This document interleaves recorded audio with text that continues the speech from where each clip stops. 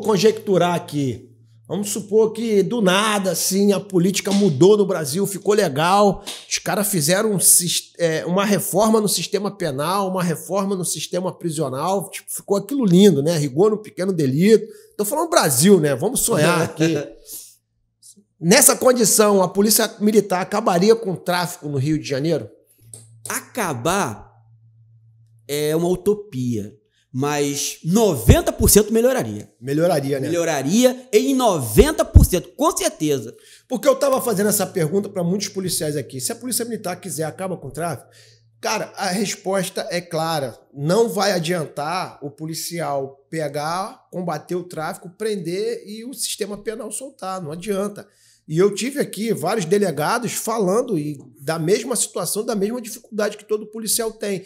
Então, hoje, baseado com a resposta de muitos delegados, muitos polícias que eu entrevistei aqui, não tem como fazer um trabalho eficaz da polícia se não houver hoje uma reforma no sistema penal, uma reforma no sistema prisional, mais rigor nos pequenos delitos, né?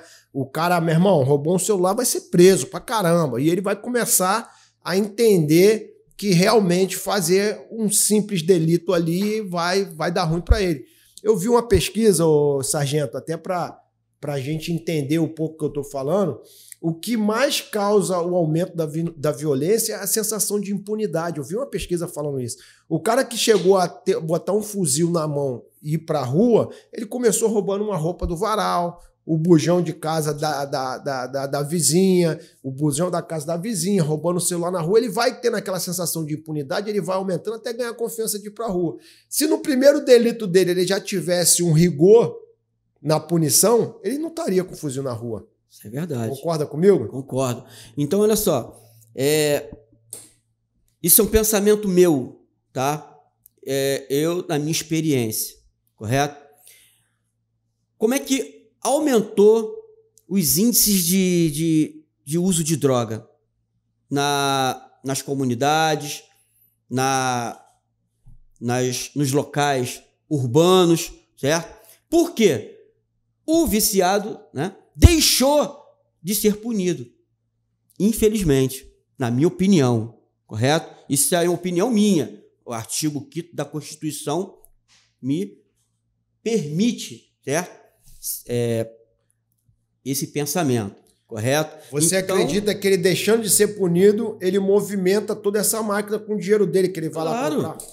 Claro, porque olha só, desde o momento quando o viciado, né, o usuário, não o viciado, o usuário, ele era punido e ele era preso, tinha muito menos incidência de drogas, de procura, de filhos matando os pais por causa de drogas, como nós estamos vendo crescer aí, tá entendendo? Por quê?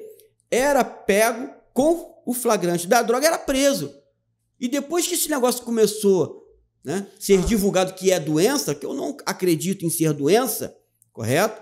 Como pedofilia também para mim não é doença. Começaram a tratar como usuário e não mais como um traficante. Isso aí. Então começou a crescer. Então, quando um crime ele começa a ser grande, ele começa a se volumar, é porque não há um combate efetivo na raiz do problema. Certo? Então, não é porque o viciado, né, o usuário, deixou de ser preso, certo? Deixou de ser preso, que aí ele pode usar.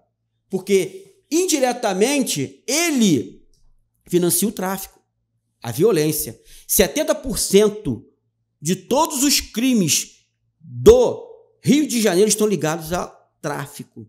Estão ligados a tráfico, correto? Então, se nós tirarmos esses crimes que são diretamente de violência, que estão envolvidos com droga, nós teríamos uma diminuição da violência muito grande. Muito grande. Então, isso eu constatei que uma dessas é que depois que o usuário passou e deixou de ser punido, houve um aumento no consumo de drogas.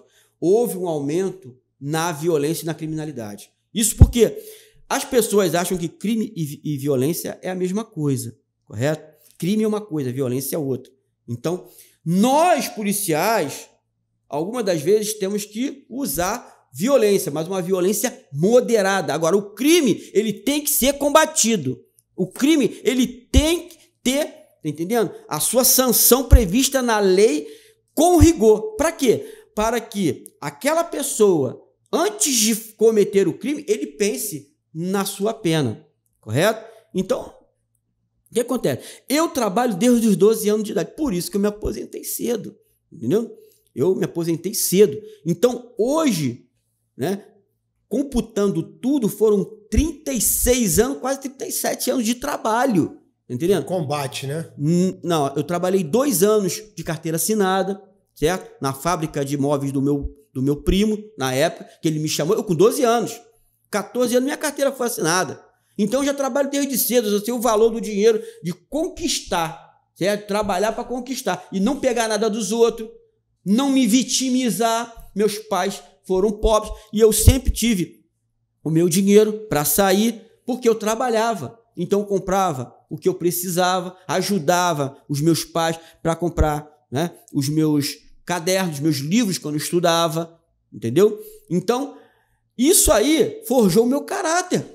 Forja o caráter. Agora, hoje, pô, não pode trabalhar? Estou entendendo isso. Tá entendendo? Tem que dar o adolescente a perspectiva dele de ganhar o seu dinheiro e ele conquistar aquilo que ele quer. Tá entendendo? Porque se for assim, vai querer tudo fácil. Querer tudo fácil e não vai dar valor. Não vai dar valor. Não dá valor. E Bigode, como é que começou esse lance da UPP lá? Que você falava no alto-falante, não tem mais boca de fogo. Como que começou? Como é que foi o início dessa história aí? Conta pra gente. Então, isso aí foi algo inusitado. Isso porque, assim, nós trabalhávamos num lugar em que o tráfico estava imperando. Então, a comunidade era dominada e ainda tem, né? E é dominada por eles. Então, eles ditam as regras. Para que eu pudesse me sobressair, né? Ali naquele lugar, eu tinha que ser mais maluco do que eles. Eu costumo falar que um remédio para maluco é um maluco e meio. Então, isso aí. Então, o que aconteceu? Então, eu tive vontade de trabalhar. Eu falei, eu vou tentar fazer o melhor aqui. Então, começou comigo com o GEPAI.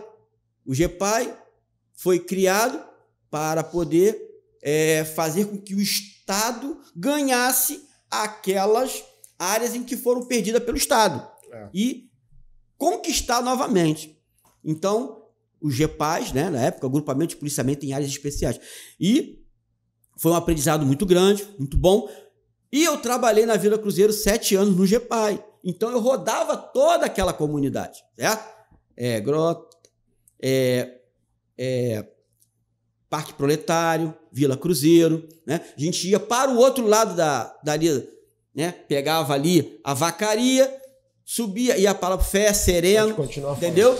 Então, eu comecei a dominar e a conhecer o local. Foi aí que aconteceu que, depois que acabou o GEPAI, certo? Então, eu fui convidado para trabalhar lá nas UPP, na primeira UPP, certo?